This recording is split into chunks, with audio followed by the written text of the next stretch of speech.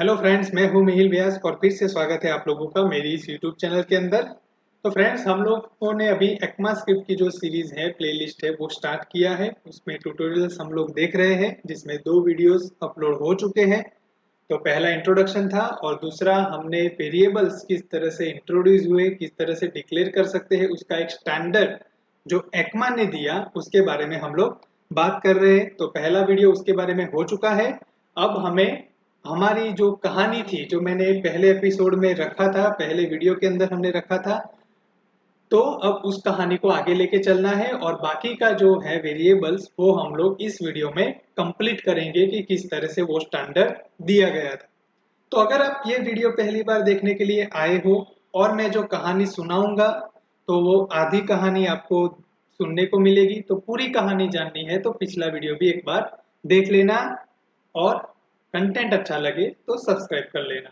ठीक है, चलिए तो बढ़ते हैं कि हमने लास्ट टाइम में क्या देखा था। तो जो डेवलपर था उनको जो कंफ्यूजन हुई कि वेयर, लेट और कॉन्स्ट कैसे काम करेगा, तो उनका जो सॉल्यूशन था वो एक्मा वालों ने बताया कि भाई इस तरह से आप करो। तो हमने लास्ट टाइम देखा था कि कॉन्स्ट कीवर्ड से अगर हम लोग इस्तेमाल करते हैं, किसी वेरिएबल को अगर हम लोग डिक्लेयर करते हैं तो वो एरर देगा। और कौन सी वाली एरर होगी? वो एरर हमने क्या देखी थी? Type error. अगर लेट से किया था तो वो सिंटैक्स एरर को दिखा रहा था। चलिए, अब बात कहां पर आके अटकी कि डेवलपर ने कहा कि भाई एक्मा वाले, हमें पता चल गया, मुझे पता चल गया है कि अब मुझे वेरिएबल को डिक्लेयर कैसे करना है। ठीक है, वेरिएबल को कैसे डिक्लेयर करना है वो मुझे पता अब चल चुका है। लेकिन पॉइंट ये आता है कि जैसे मैं डेवलपर हूँ वैसे भी लोग सीखेंगे ना, कोई डेवलपर बनेगा या फिर कोई ऑलरेडी डेवलपर है, तो कैसे पता चलेगा कि कौन सा वेरिएबल कैसे हम लोग यूज करें। मतलब कि जो कीवर्ड आपने दिए, यहाँ पे मैं बता दूं कि जो वेर, लेट और कॉन्स्ट, ये है एक कीवर्ड जो एक्मा ने वेरिएबल को डिक्लेयर करने के लिए हमको दिए कि भाई ये कीवर्ड्स आप यूज करो। तो डेवलपर ने कहा कब कौन सा कीवर्ड हम लोग यूज करें वो कैसे पता चलेगा। तो एक्मा वालों ने बोला कि हम आपको आसान भाषा में समझाते हैं एक बात को। तो बोले क्या? तो उन्होंने कहा कि देखिए, जब आपको ये लगे कि आपका कोई वेरिएबल है वो किसी ब्लॉक ऑफ कोड में यूज होने वाला है, ठीक है, तब आप लेट का इस्तेमाल करो। जब आपको लगे कि नहीं, आपका वेरिएबल है वो कहीं पे भी यूज होने वाला है, उसकी वैल्यू कभी भी असाइन हो सकती है, तो आप वेर का यूज करो। जब आपको ये लगे कि आपका जो वेरिएबल है उसकी वैल्यू आपने एक बार सेट कर दी, वो फिर बार बार चेंज नहीं होने वाली, तो आप कॉन्स्ट कीवर्ड का यूज करो। तो क्या मतलब निकल के आया कि वेर का इस्तेमाल आप तब करो जब आपको पता है कि चेंज होने वाली है वैल्यू। ठीक है, ऐसे ग्लोबल एक तरीके से बोल सकते हैं। लेट का यूज कब करो? जब आप ब्लॉक ऑफ कोड के ही अंदर जा रहे हो, या ब्लॉक ऑफ कोड बोल दो या फिर ब्लॉक ऑफ स्कोप बोल दो। ठीक है, ये कह दो।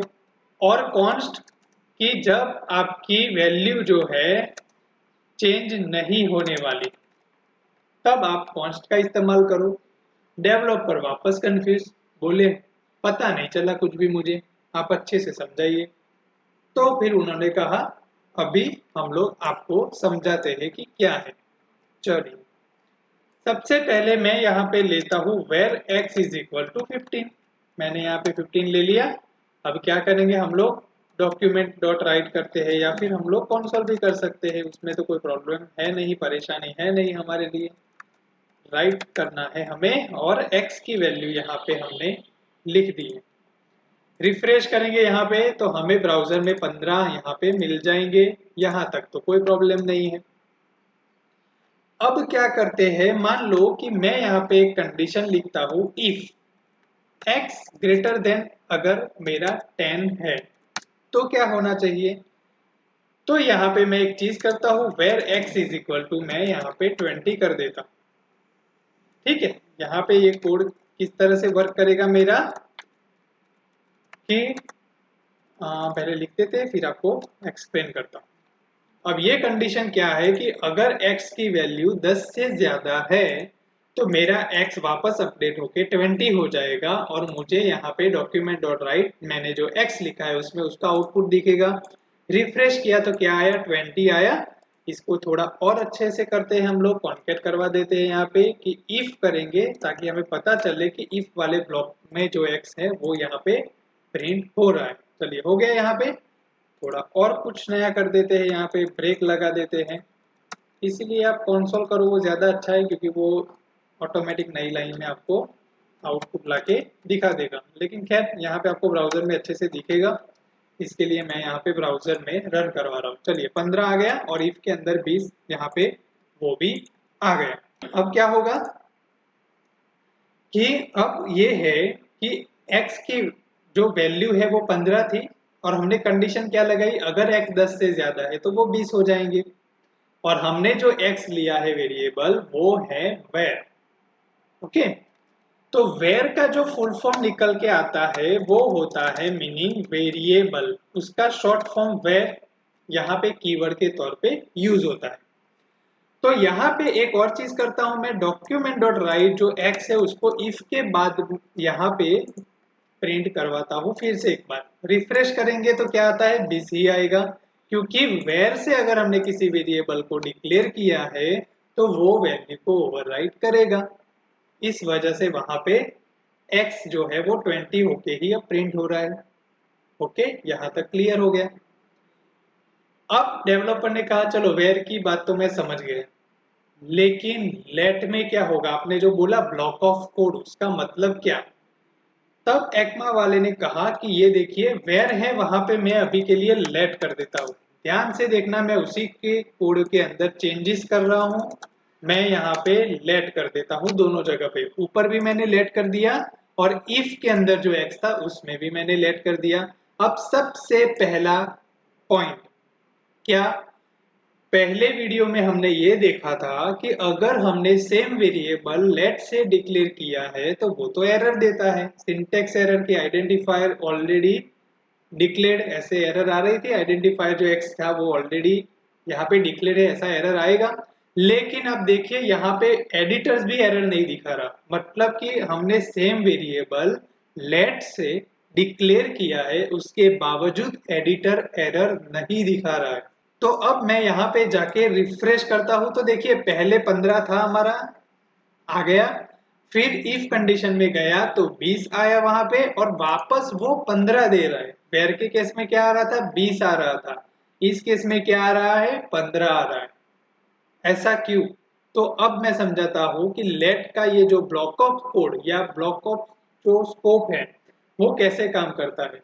जब आपको पता है कि आपके वेरिएबल की जो वैल्यू होने वाली है वो पर्टिकुलर किसी ब्लॉक में ही यूज होने वाली है, उसके बाहर आपको उसकी वैल्यू का कोई मतलब कोई मीनिंग नहीं रहता, तो आप वहां पे लेट का इस्तेमाल करो।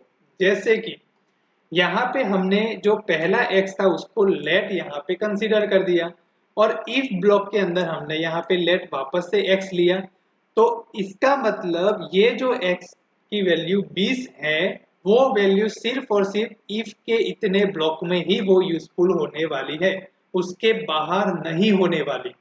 तो ये जो लेट एक्स है वो सिर्फ और सिर्फ इसी इफ के अंदर चलने वाला है और उसकी 20 जो वैल्यू है वो इसी ब्लॉक ऑफ कोड में ही इस्तेमाल होगी।